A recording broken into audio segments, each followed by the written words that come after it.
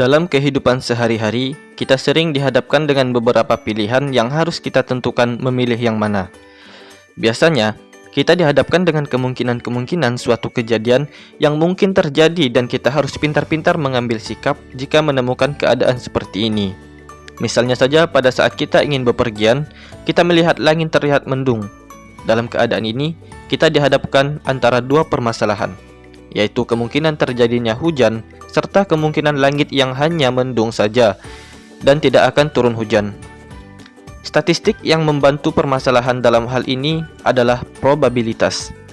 Probabilitas didefinisikan sebagai peluang atau kemungkinan suatu kejadian, suatu ukuran tentang kemungkinan atau derajat ketidakpastian suatu peristiwa yang akan terjadi di masa mendatang. Rentangan probabilitas antara 0 sampai dengan 1. Jika kita mengatakan probabilitas sebuah peristiwa adalah 0, maka peristiwa tersebut tidak mungkin terjadi. Dan jika kita mengatakan bahwa probabilitas sebuah peristiwa adalah 1, maka peristiwa tersebut pasti terjadi. Serta jumlah antara peluang suatu kejadian yang mungkin terjadi dan peluang suatu kejadian yang mungkin tidak terjadi adalah 1. Jika kejadian tersebut hanya memiliki dua kemungkinan kejadian yang mungkin akan terjadi. Sekilas, kata statistika dan statistik tidak mengandung perbedaan. Tetapi sebenarnya keduanya memiliki perbedaan yang sangat berarti dan kita wajib mengetahuinya.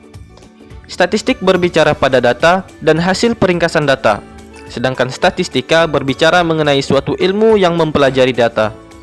Jika dilihat dari sisi historis, pada mulanya, kata statistik diartikan sebagai kumpulan bahan keterangan data, baik yang berwujud angka atau data kuantitatif, maupun yang tidak berwujud angka atau data kualitatif, yang mempunyai arti penting dan kegunaan yang besar bagi suatu negara.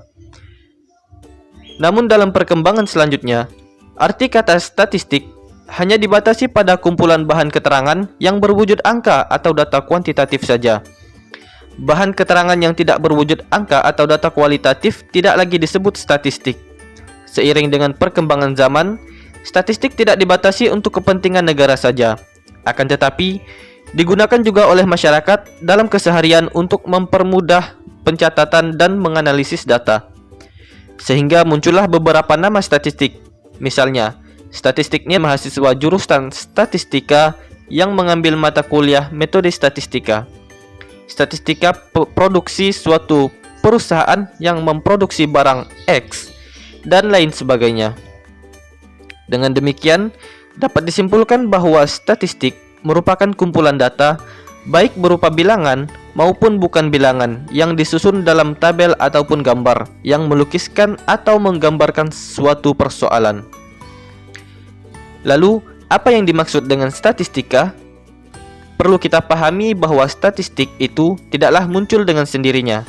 Informasi yang berupa tabel, grafik, angka-angka, keseluruhan jenis statistik tersebut memerlukan suatu metode dalam pembuatannya dan dalam menerjemahkannya. Sehingga jelas bahwa dibutuhkan suatu proses untuk mendapatkan suatu statistik. Dalam proses tersebut dibutuhkan suatu ilmu. Ilmu inilah yang dinamakan statistika, yaitu ilmu yang mencakup bagaimana cara mengumpulkan data, menyajikan data, menganalisis data, menginterpretasikan data, dan menarik kesimpulan. Data mempunyai peranan yang sangat penting. Untuk statistika, data merupakan unsur pokok yang harus diperoleh dalam suatu penelitian, riset, maupun observasi. Data diperoleh melalui semua objek yang diteliti, observasi, atau sebagian yang diteliti. Observasi apabila semua objek diteliti merupakan penelitian dengan cara sensus, sedangkan apabila diambil sebagian objek penelitian disebut penelitian dengan cara pengambilan sampel, atau penelitian sampel yang disebut sebagai survei. Data yang dikumpulkan merupakan data kualitatif dan kuantitatif. Pada prinsipnya, metode statistika bekerja untuk data yang bersifat kuantitatif atau data kualitatif yang sudah dikuantitatifkan. Data kualitatif merupakan data atribut, yaitu data yang bukan berbentuk bilangan dan tidak dapat dioperasikan dengan matematik. Data kualitatif dapat dikuantitatifkan dengan cara memberi skor, ranking, maupun dengan cara pemberian indeks. Data kuantitatif mempunyai sifat harganya selalu berubah-ubah atau bersifat variabel. Data kuantitatif digolong menjadi data discrete, disebut variable discrete, dan data kontinu disebut variabel kontinu. Data discrete merupakan data hasil perhitungan, sedangkan data kontinu merupakan data hasil pengukuran di lapangan. Menurut sumbernya, data dikenal sebagai data intern dan extern. Data intern merupakan data yang diperoleh secara langsung, sedangkan data extern merupakan data yang diperoleh dari sumber lain. Data extern digolongkan menjadi data extern primer dan data extern sekunder jika data disebut kumpulan sumber badannya sama, disebut data extern primer, sedangkan data lain disebut extern sekunder. Data merupakan unsur penting dari statistik, diperoleh data didapatkan langsung dari lapangan atau melalui data yang telah dipublikasikan. Data yang baru didapatkan dari lapangan masih berupa data mentah, belum berupa informasi. Data tersebut dikelompokkan menjadi data yang berskala: 1. Nominal, 2. Ordinal, 3. Interval, 4. Rasio. Data skala nominal merupakan data dengan tingkatan yang sangat lemah dan mempunyai ciri-ciri data yang satu dengan lainnya, tidak dapat dibandingkan dan tidak mempunyai klasifikasi, misalnya data jenis pekerjaan, misalnya petani, PNS, pedagang,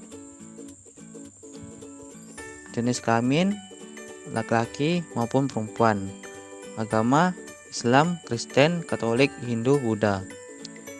Data skala ordinal ranking merupakan data yang kategori mempunyai sifat hubungan hierarki, misalnya tingkat pendidikan rendah, sedang, tinggi, pangkat kapten, mayor, letkol, kolonel, jenderal. Data skala sekelompok data ini mempunyai hierarki yang tidak lebih kuat jika dibandingkan dengan data ordinal, sebabkan pengukuran dicapai kecuali dengan bersama dan terurutan, juga dengan mengetahui jarak interval antara dua kelas yang berbeda. Misalnya data ukuran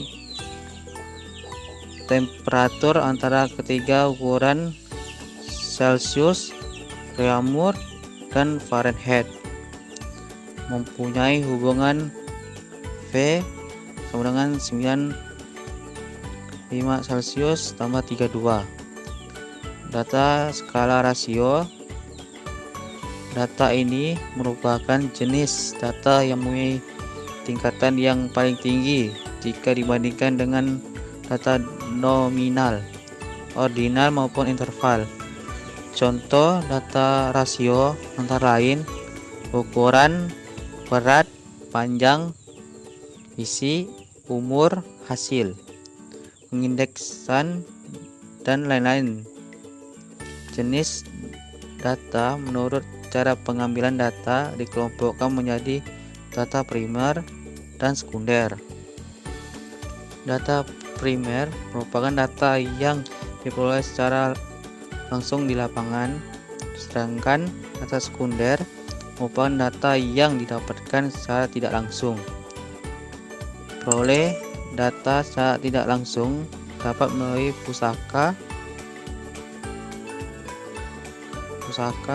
laporan, publikasi, hasil penelitian, dan sumber lain, misalnya surat kabar, jurnal, laporan,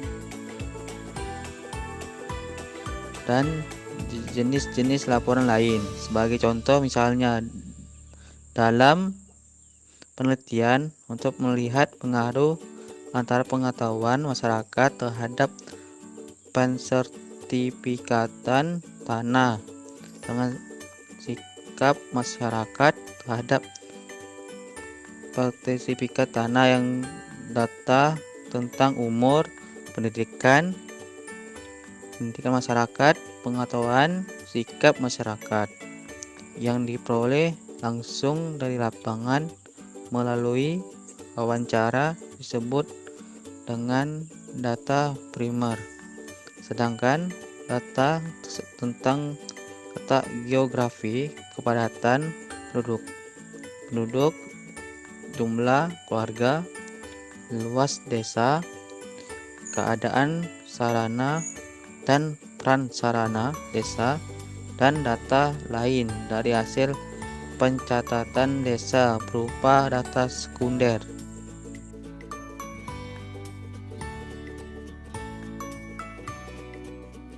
Data merupakan unsur penting dalam membahas statistik. Data yang telah diperoleh dari lapangan baik berupa data sekunder maupun data primer, dan baik berasal dari populasi maupun sampel, perlu untuk diolah dan disajikan dalam bentuk laporan atau informasi agar dapat dianalisa lebih lanjut. Data tersebut perlu diatur, disusun, dan disajikan dalam bentuk yang jelas, baik, dan mempunyai estetika. Secara garis besar, data tersebut dapat disajikan dalam bentuk tabel atau daftar, dan grafik atau diagram. Macam-macam daftar atau tabel yang dikenal antara lain daftar baris dan kolom, daftar kontingensi, serta daftar distribusi frekuensi. Pada prinsipnya, tabel atau tabulasi harus memuat aturan-aturan yang memuat judul tabel, judul kolom, judul baris, sel, serta catatan. Dalam membuat tabel atau daftar, judul tabel ditulis pada bagian atas dan tepat di tengah-tengah tabel tersebut, serta ditulis menggunakan huruf kapital. Secara singkat dan jelas dituliskan jenis, kapan, satuan unit data yang digunakan. Tiap baris hendaknya melukiskan pernyataan yang lengkap dan sebaiknya tidak dilakukan pemisahan bagian kata ataupun kalimat. Judul kolom dan judul baris dituliskan dengan baik singkat, baik dan jelas penulisannya.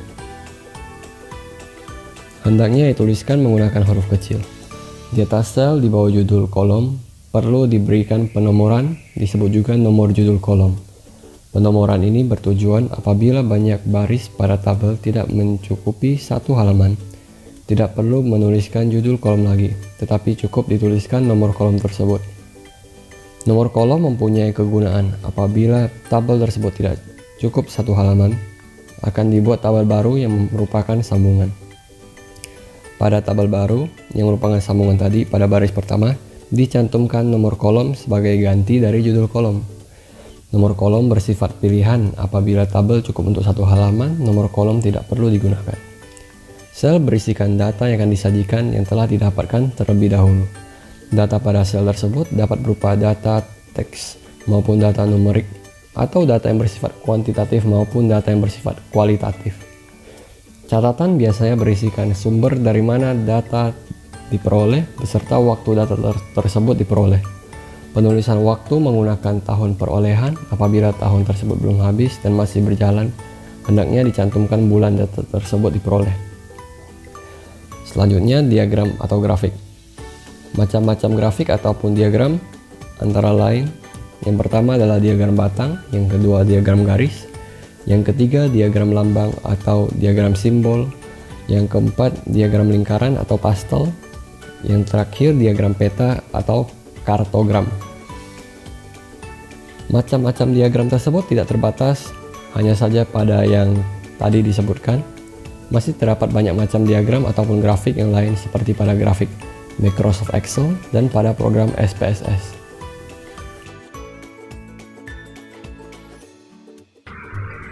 Angka indeks adalah ukuran statistika yang menunjukkan perbandingan suatu kuantitas dengan yang lain. Perbandingan itu dinyatakan dalam persentase dan biasanya tanda persennya tidak disebutkan. Menurut Dr. Winardi, angka indeks merupakan sebuah alat angka matematik yang digunakan untuk menyatakan tingkat harga, volume perniagaan, dan sebagainya dalam periode tertentu, dibandingkan dengan tingkat harga, volume perniagaan suatu periode dasar yang nilainya dinyatakan dengan 100. Sedangkan menurut Samsobar Saleh, angka indeks merupakan suatu analisis data statistik yang terutama ditunjukkan untuk mengukur berapa besarnya fluktuasi perkembangan harga dari berbagai macam komoditas selama satu periode waktu tertentu. Dalam suatu analisis perekonomian, angka indeks mempunyai peranan yang sangat besar karena dapat digunakan untuk mengetahui besarnya laju inflasi dan deflasi yang terjadi di negara tertentu. Angka indeks dapat digunakan sebagai indikator yang penting untuk menentukan kebijakan apa yang harus diambil oleh pemerintah guna mengatasi permasalahan dalam perekonomian. Misalnya, dengan mengetahui perkembangan produksi suatu produk pada tahun sekarang dibandingkan dengan produksi yang tahun lalu, atau perkembangan penduduk tahun sekarang dibandingkan tahun yang lalu, maka pemerintah akan dapat mengambil kebijakan untuk mengembangkan produksi produk tersebut dan mengatasi pertumbuhan penduduk yang terlalu cepat. Dalam menghitung angka indeks, waktu atau tahun yang lalu disebut tahun dasar atau base periods atau base year, yaitu waktu atau tahun yang dijadikan dasar untuk menentukan perkembangan suatu harga atau berfungsi sebagai waktu atau tahun pembanding. Penentuan tahun dasar untuk menghitung angka indeks perlu memperhatikan 3 faktor. Yang pertama, tahun dasar hendaknya dipilih pada saat kondisi perekonomian relatif stabil. Yang kedua, jarak antara tahun dasar dengan tahun sekarang tidak terlalu jauh. Yang ketiga, penentuan tahun dasar hendaknya memperhatikan kejadian-kejadian penting, misalnya kenaikan harga BBM, kenaikan tarif dasar listrik, dan lain-lain. Indeks tidak tertimbang. Metode angka indeks tidak tertimbang digunakan untuk mengetahui perkembangan suatu harga, yaitu terfokus hanya pada harga dan tidak mempertimbangkan kuantitasnya. Metode angka indeks tertimbang dibagi menjadi 3, yaitu angka indeks relatif, yaitu untuk mengukur perbedaan satu macam nilai atau harga atau kualitasnya saja dalam waktu yang berbeda. Angka indeks aggregate sederhana, yaitu membandingkan jumlah dari harga-harga barang persatuan untuk tiap-tiap tahun. Rumus yang digunakan adalah I sama dengan sigma Pn dibagi sigma Po dikali dengan 100%.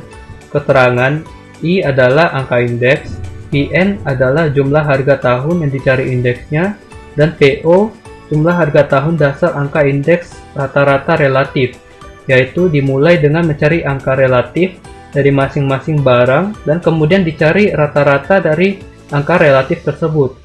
Rumus yang digunakan adalah I sama dengan dalam kurung sigma dalam kurung Pn dibagi Po dikali dengan 100%, kemudian dibagi dengan K dengan keterangan I adalah angka indeks, Pn jumlah harga tahun yang dicari indeksnya, dan Po jumlah harga tahun dasar, serta K sebagai jumlah barang.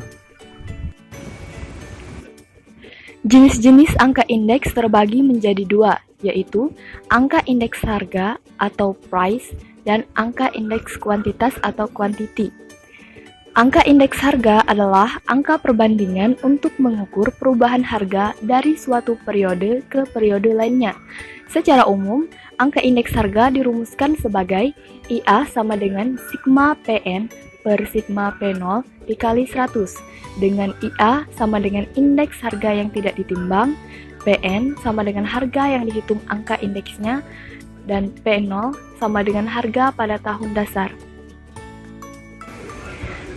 Contoh, terdapat 5 buah barang yaitu A, B, C, D, dan E. Pada tahun 2003, barang A seharga Rp200, barang B seharga Rp300, barang C seharga Rp500, barang D seharga Rp100, dan barang E seharga Rp200, dengan total harga pada tahun 2003 yaitu Rp1.300. Pada tahun 2004, barang A seharga Rp300, barang B seharga Rp350, barang C seharga Rp500, barang D seharga Rp50, barang E seharga Rp300, dengan total harga pada tahun 2004 adalah Rp1.500. Berdasarkan data di atas, maka angka indeks harga tahun 2004 adalah IA sama dengan 1.500 per 1.300 dikali 100 sama dengan 115,38%. Jadi, harga tahun 2004 mengalami kenaikan sebesar 15,38%. Selanjutnya adalah angka indeks kuantitas. Angka indeks kuantitas adalah angka perbandingan untuk mengukur perubahan jumlah dari suatu periode ke periode lainnya.